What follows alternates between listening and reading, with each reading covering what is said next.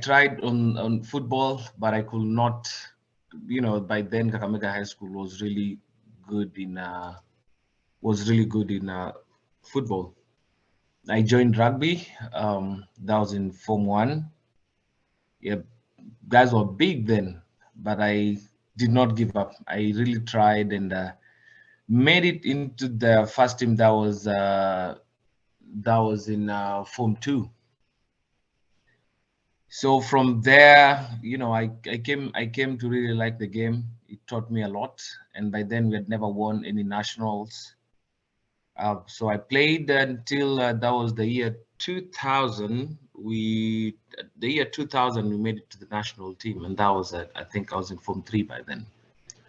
We made it to the nationals, and we won the nationals for the first time ever. And that was in rugby 15s. So from rugby 15s, um, the same year, or I think within that span of me playing rugby, I'd already been selected for the Kenya School Select. So Kenya School Select was Kenya combined with other schools from St. Mary's, also Yala, and we had players from Maseno as well. But I don't think they made it to the trip. I think you know, the school did not allow them to join us, but they were called up. So we played. We ended up playing against Uganda. Uh, we played against. We played against Uganda in Uganda. That was school select. We came back, and then by then that was we had the inaugural school sevens. We ended up playing school sevens as well. We won the nationals, so we won the nationals for the sevens first before winning the 15s nationals. From then on, come the following year, we did not. We made it to the nationals, but we did not win the nationals. I ended up finishing school. That was in 2001. I graduated from high school 2001, and I joined regular Wananchi, as a Form 4 leaver, not knowing what to do as I was still waiting for my results. One of my friends is called John Makanga. John Makanga, we were together in school. He's a very good friend of mine. He came to, of course, from him, I knew his brother, Vincent Makanga. And by then, Vincent Makanga had already ventured into, he had already been called up. He was a regular actually for the Kenya Sevens, having played in Kuala Lumpur, Malaysia.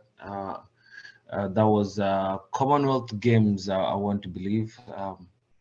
So I actually gained interest just from watching him. We had some recorded tapes from Commonwealth, of which we actually watched, and through that we were able to actually play sevens for the first time. And just to take you back, that's actually what made us. I will attribute that to our victory of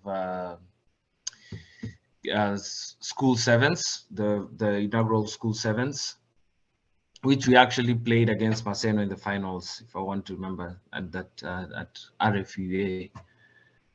So John Makanga, of course, with Vincent playing at Impala, and I did not, just to first, before I forget, I did not really have an interest in playing for Impala. I wanted to play for Nondis, just because I thought, okay, if I play for Nondis, at least I'll be able to get a job or something like that. I did not really take rugby as something that will really take me that far.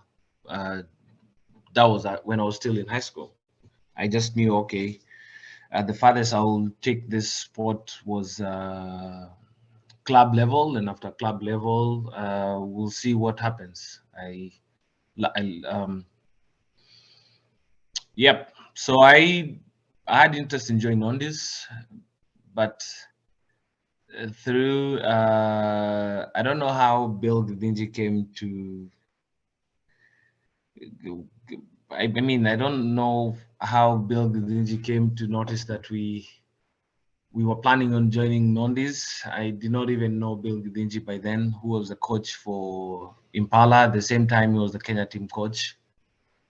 So Bill got wind of our plans, and he arranged to meet us, me and John. And that day we were actually, that's the same day we were planning to go to Nondis. It was on a Tuesday. We met him, and he talked about Impala. He mentioned good things, and of course, having Vincent there, we decided, okay, we'll go to Impala. And before then, actually, I said I'll be here and there, but everything will make sense later. Before then, I'd played for, when I was still in Form 3, I'd played for KCB. You know, I used to live just next to KCB, not far from KCB, Ruaraka. So I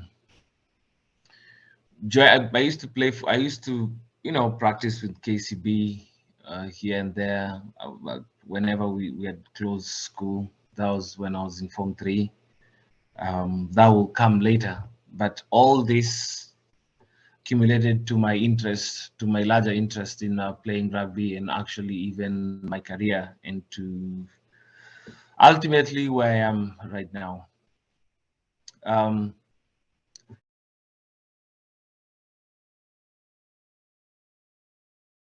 The legends. Played for Impala, played for ESS that year. We won ESS.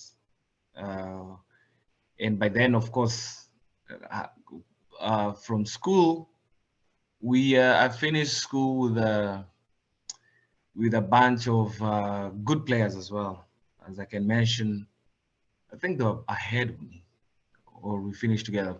Derek Omalwa, Lavina Sego, Meso, Amos Aguirre. There's so many of big guys. So we all had joined club by then. Some were, of course, at I would say Nakuru, Kisumu. We were everywhere then. From then we Abok too. Abok from Maseno. I think you know Nick Abok from Maseno as well. I was in the team with a lot of other good players. Played for Impala. After Impala, not really after Impala, then I was called up for the national team sevens for the first time. That was in 2003. I did not expect, that was sevens. I was called to join the national sevens team. Then the coach was Eric Kibe, not really a known name amongst a bunch of players that we had actually cleared with, and who joined club level later. I did not make it to the team. By then the team had Dennis Mwanja, had also a lot of players that we had actually just cleared with. Dennis Mwanja is among the players, of course, I'd finished school with. Him having played for Musingu. I did not make it as a sevens team, but by then I knew, okay, this sport I had a potential to actually even play in the national team, having been called up in the national team for senior level. I was called up for the 15s for the first time. Of course, I did not make the team, but 2005, I was able to make it to the team starting lineup. 2005, my first game was against Morocco. That was in Morocco, 2005. We lost to Morocco. Yeah, we lost to Morocco. That was 2005, and from then I was a regular by then in the national team.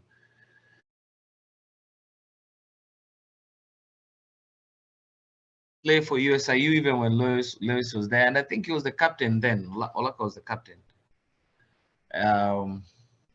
Yeah, so going back to where I'd stopped, I got the email. So from here, I was in Washington D.C. From Washington D.C., I flew to Paris. The only French word I knew was merci. And now you can see how far rugby had taken me then to a professional level. There, I was met at the airport by Derek, Derek Wamalwa, whom he became. I mean, who became my housemate. Him and Ted Omondi. I played there for 2007 till 2009. 2000, yeah, till 2009 for 2 seasons. Of yeah, for two seasons. So from there, I came back to Kenya, continued playing, but still, I was still. Whenever we were off season, I'll still travel back home, and we will still play for the national team. From when did I retired? I came to retire. I think not really retired. I've never retired. There's never been an off season in rugby. There's no off season and there's no retirement, because as much as rugby is a sport, rugby is a as much as rugby is a discipline on its own. Rugby is a lifestyle. Rugby is a lifestyle. Everything I'll say, not being really precise. Let me be.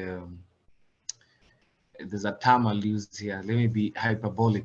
Let me exaggerate, or not really exaggerate. I might be right, but I would say almost 90% of my life I attribute to rugby. Everything that I have, including my kids, they're all rugby products. So I can say I'll never be on off season, and I'll never retire. So everything that I have is from rugby.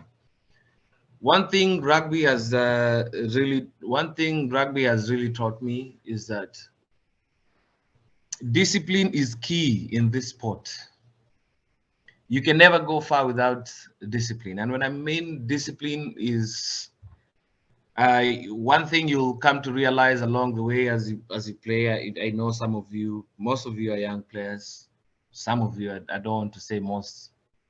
I'm still young. I'm not old.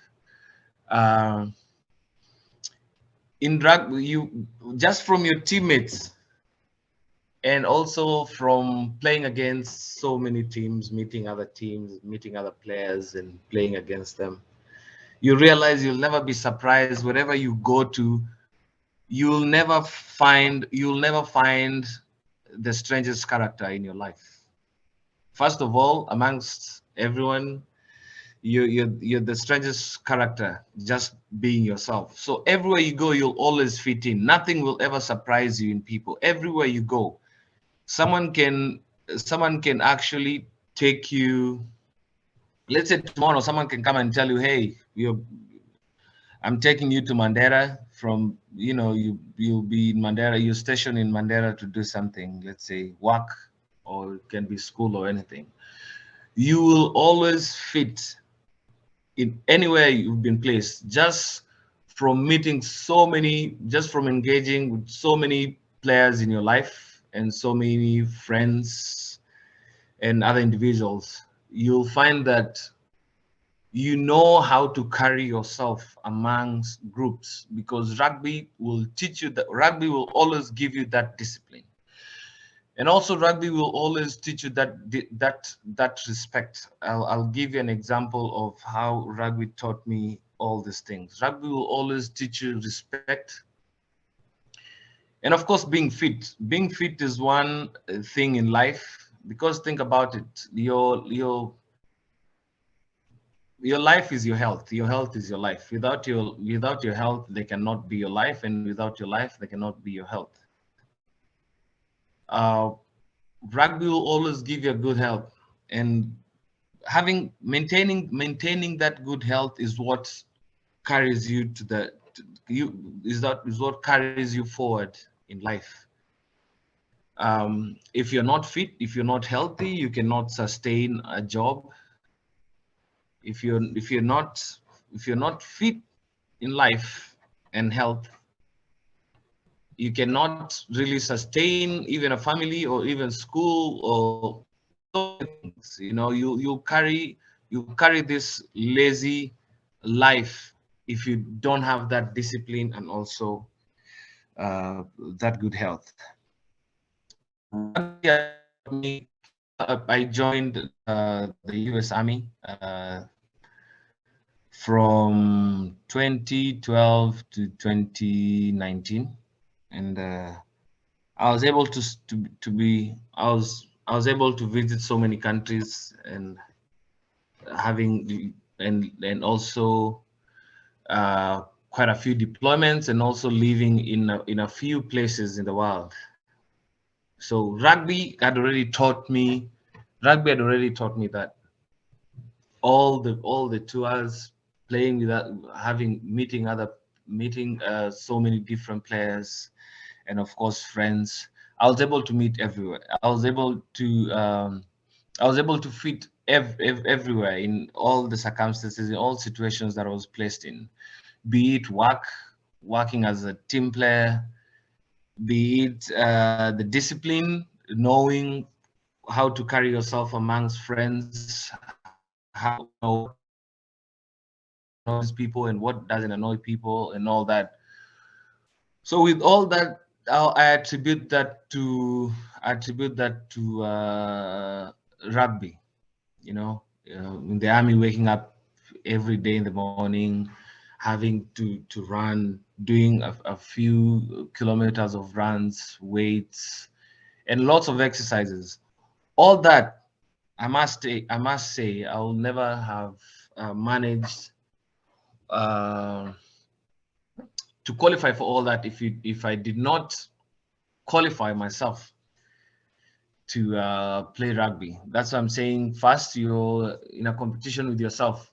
You have to qualify yourself in everything that you do, and everything that you do, you have to decide: uh, is it worth in your life, and know the benefits from it, and also learn something from it. Everything you do in life. If you decide, even when I decide to sit there and I'm talking with you, of which of course I'm really enjoying, there's a benefit to it. After this, I'll sit down and think, okay, what's the benefit? There's always a benefit in something. And then also, before I even accept, when Louis invited me, I said, I thought, I actually evaluated the call and said, okay, now what is it? What benefit is it? I said, first of all, how do you benefit? Not just myself. What story of what value do I have to actually share out there? And one thing that I realize is that everything has a benefit. Everything is beneficial in your life. First, you decide, if I'm doing this, where is it taking you, and where is it taking me? And why am I saying this? Is because, as I said, in rugby taught me professionalism. I said, if I get into something, think about it in these terms: what's the highest point this sport is taking me? What's the highest point in all aspects in life, be it discipline, be it working as a team player, be it managing a school or work or family or friendship? You have to think about it in along those lines. And one thing I came to realize is, always aim high. Opportunities are always there waiting for you, but the opportunity always meets the prepared minds. So it's a curve. And also you need to carve and bend towards opportunity, and opportunities will always meet you. You might not see them right now, but it will always pick up something from what you learned. And most of the opportunities that have met me in life are things that I actually attribute to rugby. One, academics, which is scholarships, getting scholarships. Just you actually find that you'll be able to engage with even senior people in life, and you'll really get surprised that, okay, amongst everything, why is this guy, why am I being chosen, or why is it, you might never tell, but just know in your mind that it must be something to do with being a team player. And that's one big thing rugby will always teach you, be it brotherhood, amongst so many things, and time management as well. Time management, to realize, is really big as you grow up in life. Just the same way, if you're late for a game, if you're late for practice, practice will never wait for you.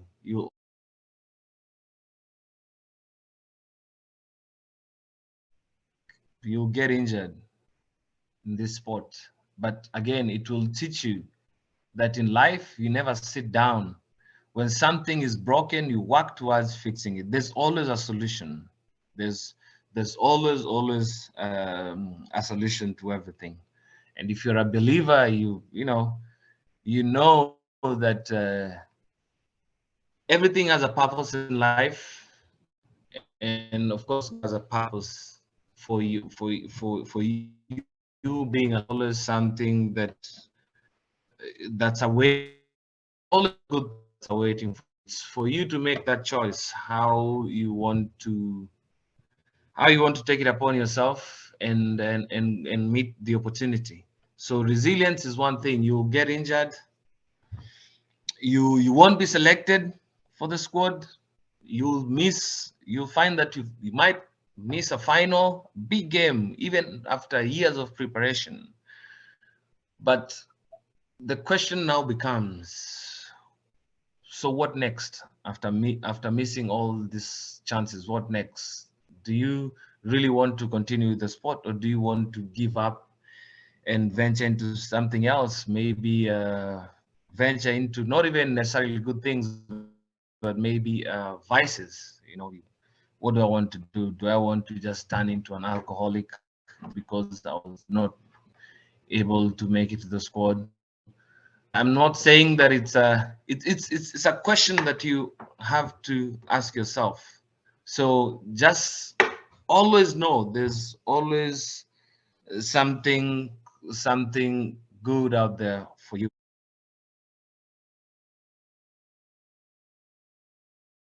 As I said, most of the opportunities came along my way. Actually, I identified late after several attempts of course, intercepting with my preparations. As I said, I just kept on preparing, knowing that there's always something good. Uh, and some I was able just through teammates and through grapevine. We'll just be seated, and they'll always will always be talking about chances that exist out there. As I mentioned, playing sevens was by the virtue of me having a friend whose brother, Vincent Makanga, had already played for the Kenya team. So that's how I knew, okay, it's possible for me to actually play at these big stages. Other opportunities. Other opportunities I was able to identify from campus. Of course, there will be advertisements and all that, and I'll just search for them. I'll be looking for them because, yeah, I'll just be looking for them, especially teams to play for. They're always there are always teams out there looking for players. So I'll just be on the computer, just searches. But as I said, most of the opportunities were able to just come about. They're able to meet me because they're looking for someone with qualities that are already possessed. So it was easier for me to qualify myself even before making some applications. Yeah.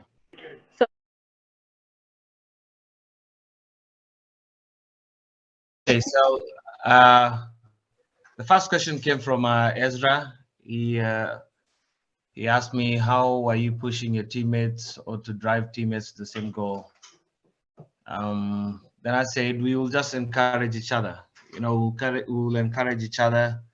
We will actually talk about the opportunities that were out there, and we will also try and point out each other's achievement and point out also where they might lead them, you know, in a positive direction, and that kept us going, you know, that kept us really capitalizing on the exercise that we were doing towards the qualities that we were actually identifying on each other. Then yeah. And how had you arranged your rest days with Derek? Sometimes I find it hard planning my training. So for the rest days, one thing I said, rugby is difficult to have off seasons. Rest days sometimes used to come automatically from, I'd say, when you're injured. This sport has ups and downs. So whenever we got injuries, that will actually, we'll just use it as a break instead of seeing it as something that was putting us down. We will just think about it as a break, and we will always look forward to going back to the field. Um, Also, we'll maximize the days that we have, the training days that we have, so that whenever we decide to take a break, let's say deliberately, we won't have any regrets. We will know that at least something that we have, if you are building towards speed, we will always know that we had some good speed session as our last set of sessions. So whenever we go back, we know that the speed will always still be there, and also just the motions towards that aspect of training will still be there. So when we go back, we're not going back we're not starting from zero. At least we'll start not from 100, but at least not that quite far down the scale. Okay, you asked me, Isabel asked me about how our workout regime used to be. I've been I'm usually a big fan of Olaka's workout. I tend to I usually watch what he does mostly. If you're friends with Olaka on WhatsApp, if you're friends with Olaka on WhatsApp, just one moment.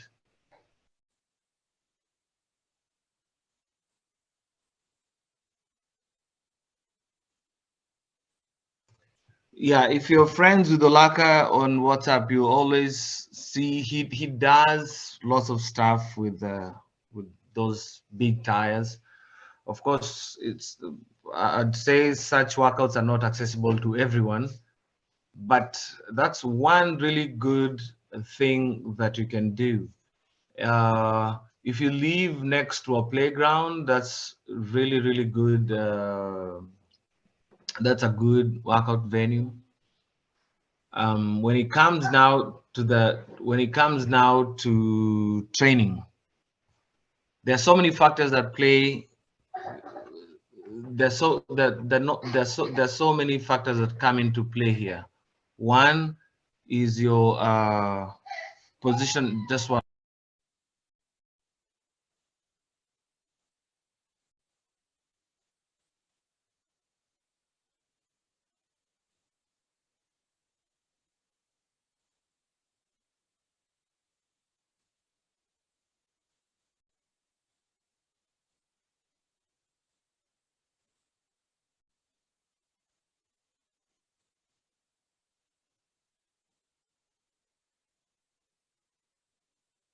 Sorry about that. I'm babysitting today. Just sit there, Mama. Call it. So if we live next to a playground, that's a good workout venue. And as I said, so many things come into play here. One, excuse me. Oh, one is your position of play. If you're a forward, you know what you're looking for. As a winger, I'll tell you what I used to. As a winger, I'll tell you what I used to do myself. Speed was one key thing. I knew as a winger, one of the things that I needed was speed, and always, all my workouts will revolve around scoring. Will always revolve around how to score. That's why most of the awards that I used to get was, top try scorer. That was not a guesswork. And I used to tell so many people, because it's one thing, if you have a good vision and you work towards that vision, most likely you'll achieve what you think about. If you've ever heard of this saying that you are what you think about.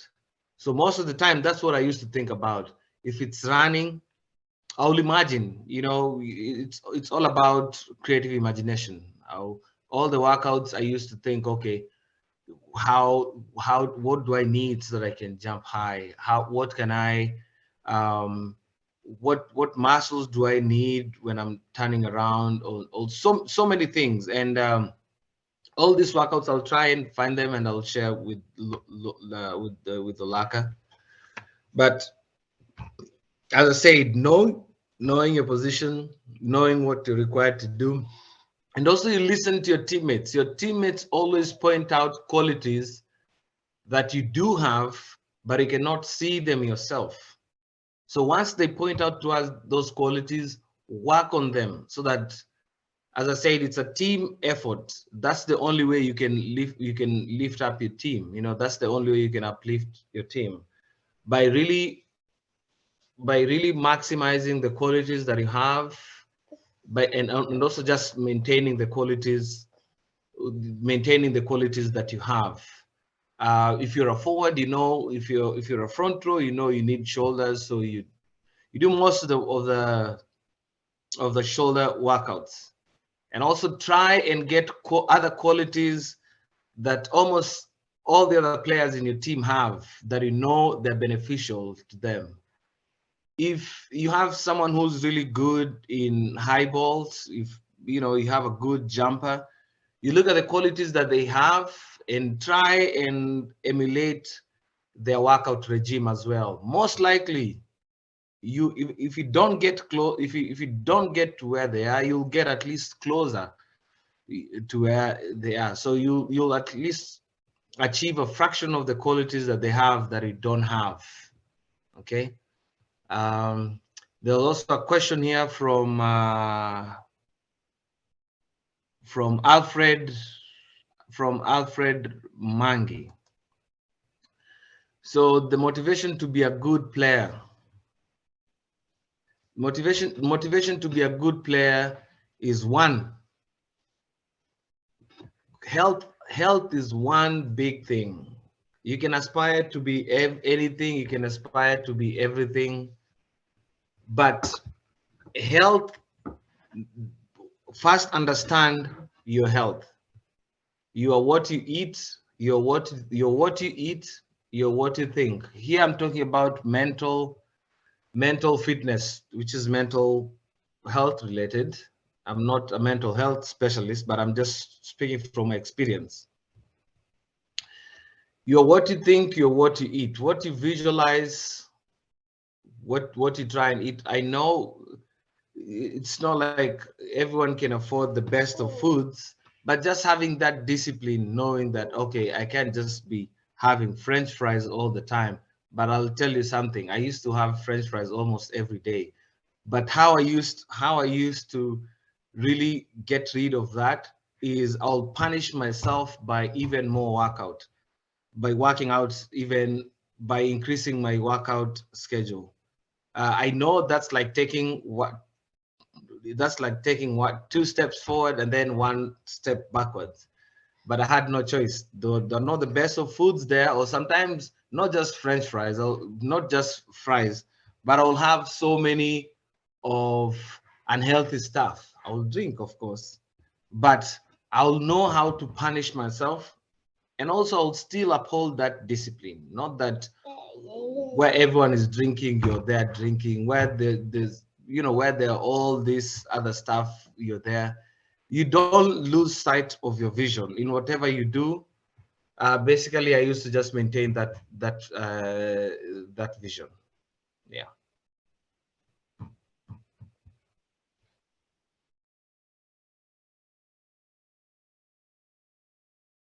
I'd say, always remember, you're what you eat, you're what you think, you're what you sleep, and never lose sight of your vision.